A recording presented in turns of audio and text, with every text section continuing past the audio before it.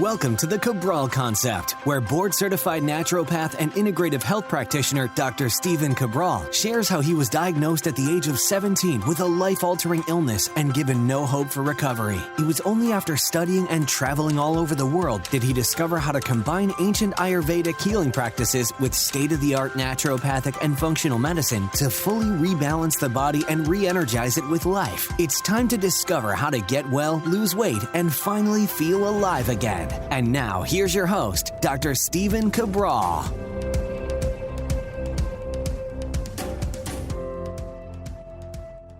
Welcome back, everyone. We're here today, episode 2409 of the Cabral Concept. This is our first house call of the weekend. We'll be answering our community's questions in the order, of course, that they come in. So really excited. Every single Saturday, every single Sunday, I answer a dozen questions from our community. Seems to be about the right amount of time for our typical shows. Our typical shows are right around 20 minutes. It allows people for usual commute time. And it's kind of been voted on as the more popular time for the show. The show's been all over the map. It used to be like 30-minute shows. Then it was like 15-minute shows. And I just asked people, hey, what's the best amount for you? And people are like, 20, 25 minutes. I said, okay, that makes sense. And so what we try to do is we try to keep the shows to a listenable amount of time so that you can tune in on a daily basis so that you can start to get just increase the breadth of knowledge around all of the different things that I talk about in the de-stress protocol: the diet, the exercise, the stress reduction, tox removal, rest and sleep protocols, emotional balance, scientifically backed nutritional supplements, and of course, that success mindset to make any goal you have for yourself happen. So on the weekends, what I do is I answer questions from the community if you're new to the show. And what I do is I answer them in the order they come in. So I literally just opened the document. I've never seen these questions before. And they come in over the past, well, these come in every single day, but this has been from about 13 weeks ago. So I just want you to know that we're running about 12 to 13 weeks in arrears for your questions. So the important thing is if you need an immediate response, always post a health question inside of cabralsupportgroup.com.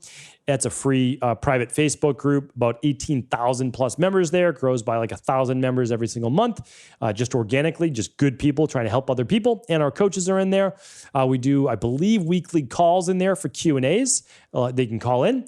And then if it's an order-based question, just literally email support@equa.life, EQUI.life. All right, let's get going. First question today, let's see what it says. Ashley says, hello, my 7-year-old son has very enlarged tonsils. He does have allergies and currently takes monolucast, monolucast. I forget how to pronounce that, but I know exactly what it is. Basically, it helps reduce leukotrienes, which is a specific type of allergen. I know that because I have high leukotrienes by genetics, but I keep them under control with gut health and food, etc. Okay, so back to Ashley's question. I remember you talking about your daughter having enlarged tonsils, and you did a protocol to help reduce them. He doesn't snore every night, but sometimes he does. I don't want to have his removed and was hoping you could share what you did for your daughter and I could possibly try it with him. Thank you. Appreciate your help. Okay. So Ashley, absolutely. I have to be really careful with this because as I have to give the disclaimer, I can't give you any medical advice, medical cures, medical diagnosis, or medical treatment plans. And swollen tonsils or enlarged tonsils is a medical-based condition. So I can only tell you what I did for my daughter. So one of the issues with, it becomes an issue. We'll put it this way. Right? It becomes an issue if you start cutting things out of your body, and that includes tonsils, without a doubt. So if you look at my soft palate, which I'm not going to open my mouth and say right now for you, when they remove my tonsils, you've got a massive amount of scar tissue that pulls down on the right side. Plus, your tonsils are a node which cleans mucus and all sorts of different toxins out of the body. And that's really, really important. You have to understand that. They're not extra pieces. So all of the lymphatic fluid, which by the way is more than double the amount of blood you have in your body, technically it's 4x, it flows through all the different nodes in your body. You've got them in your neck, you've got them in your clavicle, you have them in your armpits, in your groin, behind your knees, and so on and so forth. And all the fluid basically stops off in these nodes to essentially be cleaned by white blood cells. Well, your tonsils are essentially the first stop with your adenoids and tonsils for ear, nose, and throat problems. Your tonsils are a gateway to telling you there is the body trying to clear something? That should be it. Like, so it's food-based a lot of the times, but also like my oldest daughter got a infection. These things happen, right? Like a bacterial infection at school or viral-based infection, and her nose got swollen and they weren't going back down on their own. And I said, well, for me, just me, not giving this as medical advice, I was not going to have them removed in any way, shape, or form. Now, of course, if it was leading to an actual medical-based condition with her, of course I would have them removed because I would do anything for my daughters. So, I said I'm committed to this. If you listen to the Monday show, right? Committed to whatever the goal was. The goal was to be able to get her to breathe through her nose at night sleeping, so that would help the formation of her jaw and her soft palate, her nasal passages, etc. And I had to be able to then shrink her tonsils in order to do that. Well, what I did was I looked at all the different things that would be able to help. And I was committed to it, and so was she, and we did it twice a day. So I'm hoping to actually formulate this because there is no one thing, okay? So there's no one formula that I've seen, but I'm going to give you exactly what I did. So I mixed, and again, I hope to be able to formulate this. It's just we have to dedicate a certain amount of resources in order to do that, but this is what I did. I used echinacea, thyme, elderberry, vitamin C, and oregano, all of these oils, and they're children's base elixirs. So one of them that I recommended before is Sambucol, a liquid vitamin C, and a product called Natronex. So what I would do is I mixed all of those together, 1 teaspoon each. I don't know, your daughter's 7? Okay, so my daughter was 7 at the time as well, 6 or 7. And she gargled every morning after breakfast and every night after dinner. I brought it right to the dinner table. And my goal was to see how many seconds I could count. We turned it into a game. Her goal was to do at least 30 seconds. And in the beginning, she could only do 5 or 6 seconds. Why did I want her to gargle? To basically paint those tonsils, but get that all over it. And then ideally not drink water after it, only if she had to, okay? So that's what I did. And then during the day, I would do sprays as well. I would use a colloidal silver spray. And then oftentimes I would use a propolis-based spray. We did that. It didn't come easy. It took 2 months. Tonsils shrank all the way down. I took photos along the way to keep her motivated. I said, hey, great job. You know, your tonsils are shrinking. And she would get excited. She's 6, 7 years old. She wanted to do the right thing. Yes. And she wanted to obviously please me. And that's what we did. And I was proud of her. She did it. She stuck with it. And now she knows more about her health as well. So anyway, that was a long answer, but I want to be able to then share this obviously with everybody as well. All right. So thank you, Ashley, for writing in. And so there you have it. All right. Patty's up next. Hi, Dr. Cabral. Wishing you well. I've listened to all your podcasts referencing breast cancer and many on cancer. I've had breast cancer twice in the same breast. I completed approximately 18 gene tests, and none of them were found. I don't eat red meat, dairy, or saturated fats, and stopped eating eggs, which I did eat often. I do eat pasture-raised organic chicken and turkey and wild-caught sockeye salmon. Is there any research that they can contribute to an increase in cancer? Thank you, as always. All right. So, I mean, you're doing a great job. I love that you're sticking with the natural-based approach. You're kind of figuring out, hey, what could be linked to this? So, there's definitely a link to anything that promotes an anabolic environment in the body. And that's a larger amount of protein. I'm not saying any of the meats and fish that you're eating are bad. I'm not saying that at all. What I'm saying is that there are studies showing that if you consume more than 10% of your diet, it can lead to more cancer. Now, not that much, right? Not as massive a percentage. When you go above 19% of your diet in protein, it can lead to a much greater chance of cancer. I have a podcast on that called The Mounting Evidence Against Meat. It's not just meat, it's all forms of protein, even plant-based protein. But to cut to the chase, the more anabolic the protein, meaning the more meat-based it was, the greater the potential. Is it going to happen to everybody? No, it's not. Again, but I'm just sharing with you very valid research. Okay, so there's that part. But there's also the part of environmental-based toxins. I mean, do you know if you are exposed to glyphosate? Do you have glyphosate in your body? You might want to do an environmental toxicity test. You can go to equa.life/labs or stephencabral.com/labs, and you can find those there. You can test for heavy metals. Do you have higher levels of stress? So these are all things that I would search out beyond just foods. You're doing a great job. Do your 7, 14, or 21-day functional medicine detox each quarter. Again, I can't give you cancer-based advice, but that's where I would start for sure. And I think you're on the right path. Jennifer's up next. Hello, Dr. Brawl. Thank you for taking the time to try to help me. I'm a huge fan and avid listener. Thanks, Jennifer. It says, my naturopath ran blood work on my first visit with her and discovered I was higher in iron. And again, I can't go through blood work on this podcast. I just want you to know that. I can't go through lab testing in general. This podcast is not to read lab work. What it is meant to do is give you a second opinion, another place to look, all right? But I'm going to read your question. I just can't go through all your lab work. She did not check ferritin at the time, but everything else she tested looked in normal range. She had me take alpha-lipoic acid for a month and retested me 4 months later. I got the virus 2 months before the retest. At the retest, she tested ferritin. This time, my total iron binding capacity and others were in the low range, respectively. My iron went down, and my iron saturation went down to 53. My ferritin was at 247. My naturopath wanted me to take alpha-lipoic again to lower the ferritin, but I wonder about that as my iron is fine now and my TIBC, UIBC are low. She wants to retest if my ferritin is high.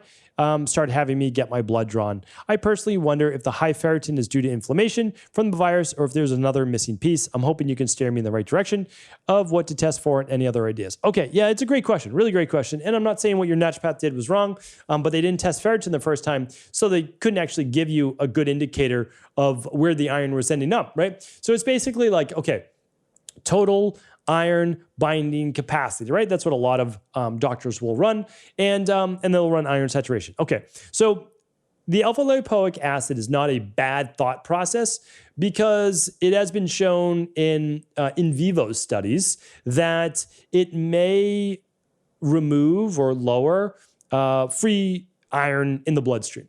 But I don't know that it's going to have as great of an effect on ferritin. I'd have to look more into that research. But the question is basically my same question that you had. I don't know how old you are, but 247 is at the high end of the range, but it's not necessarily out of range if you are a woman, let's say, let's just say that you're menopausal or postmenopausal. Again, I don't know how old you are, but it's at the higher end of that range. It might be 1.5 the range of a woman during her menstrual-based years. So there's that piece to it. And then there's also the fact that, yeah, you might be having higher levels of inflammation. And then there's the fact that we don't know what caused it. Were you ever high iron before in the past? Like, is this something that's common for you? We want to look at that.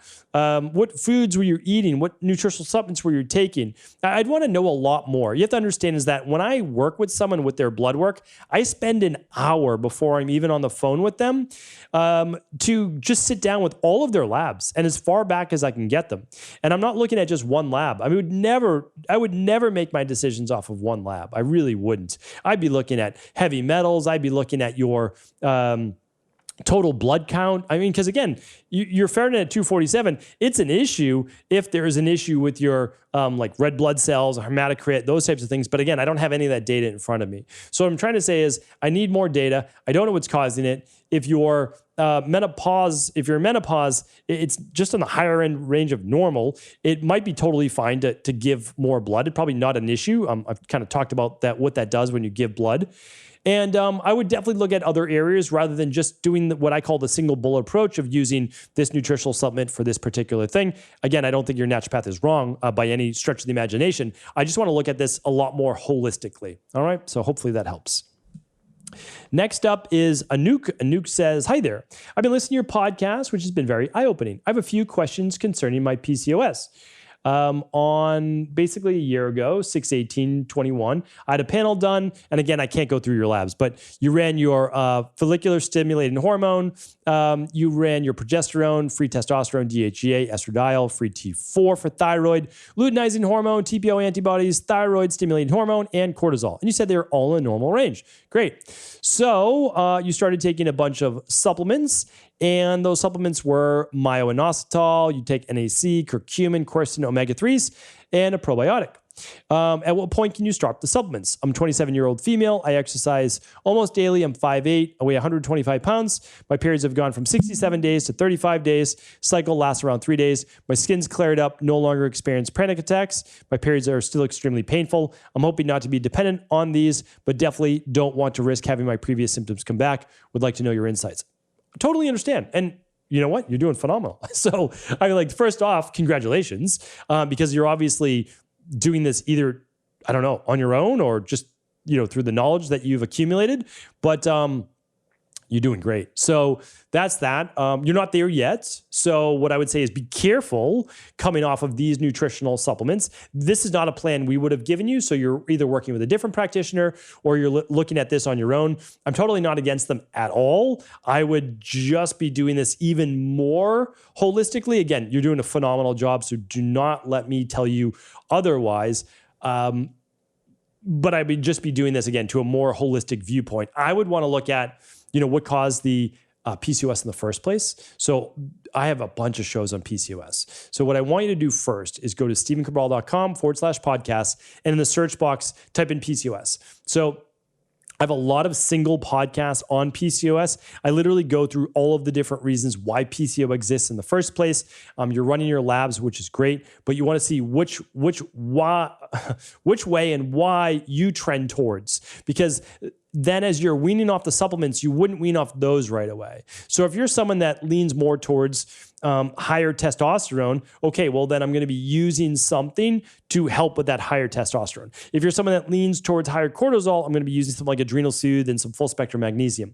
If you're someone that leans more towards dysregulated insulin and blood sugar, I'm going to be using a inositol-based product.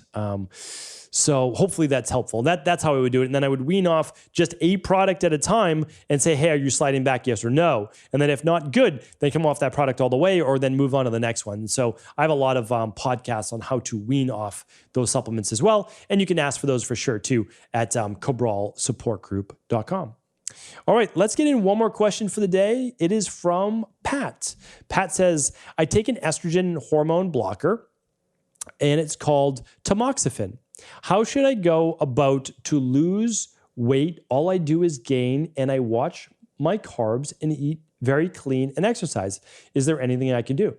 Yeah, absolutely, Pat. Thanks for writing in. Appreciate it. All right. So, again, during the initial consult, you ask so many questions, and you should go through the person's symptoms from worst to least. You then ask too, okay, what medications or different things have you tried? So I want to know why you're taking an estrogen or hormone blocker. Again, I have no idea the reason why you're taking it. From this, no idea. So what I can say is this, but I still want to help. So here's what I would do. We need to know, and I have lots of podcasts on weight loss, what's holding you back? And let me just give you a couple examples. Is it low thyroid? Is it high cortisol? Is it high blood sugar? Is it poor sleep? Is it food and gut-based issues causing inflammation, leading to immune imbalances, which is just then a vicious cycle of inflammation, water retention, weight gain, etc.?